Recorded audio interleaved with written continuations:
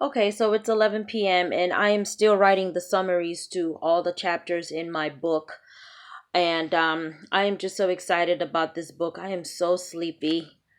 I'm about to wear my glasses to make this easier. Um, but I was just writing in this chapter, and this chapter is just talking about me choosing to stay. May of 2018, I suffered from severe panic attacks. I was suffering from nightmares, hallucinations. I was dealing with extreme bitterness, extreme anger, and unresolved issues. And my mother had gone, so I couldn't talk to her, and I couldn't talk to a lot of people that that that were in my journey because I was too angry.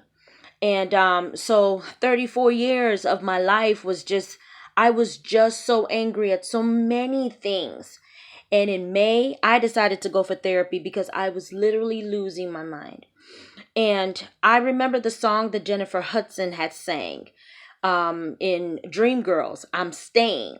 And that's what I titled this chapter. It's chapter 6. I am staying, and you are going to love me. And I didn't mean you as the congregation because I've been singing my whole life. I've been preaching my whole life. I meant I will stay and I will love me.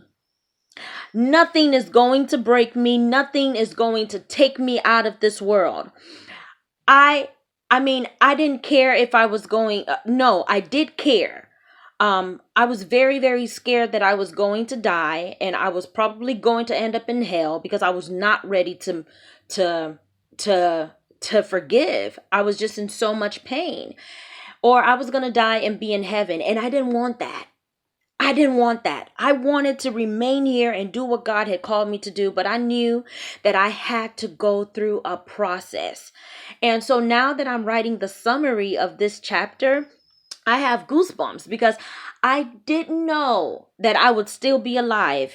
Um, uh, just thinking about how the month of May was. There were so many people in that house that I was staying in May. And nobody knew what I was going through except for one person. Nobody knew that at night I would cry at 3 a.m. in the morning. I would hold my chest. I could barely breathe. And I was physically ill. I was physically sick from the detox because God was doing something great in me. God was like, it is time, Omenesa. You have carried this burden for too long. You have gone around this mountain for too long.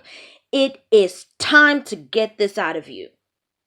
And so I went through a very excruciating process, cold sweats and headaches. And I mean, I would be shaking just having to think about certain scenarios in my childhood, even as an adult.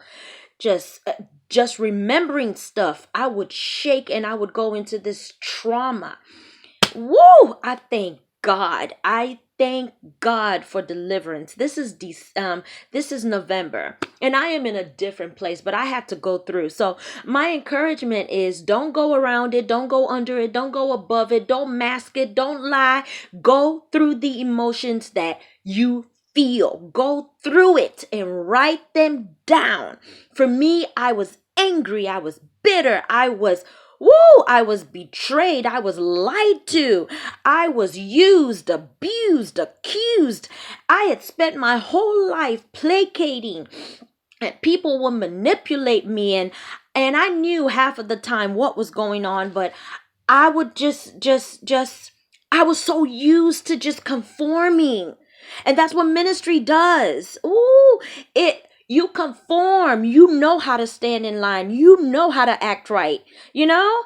Ooh, I thank God for deliverance. I can hardly wait for you to read this book.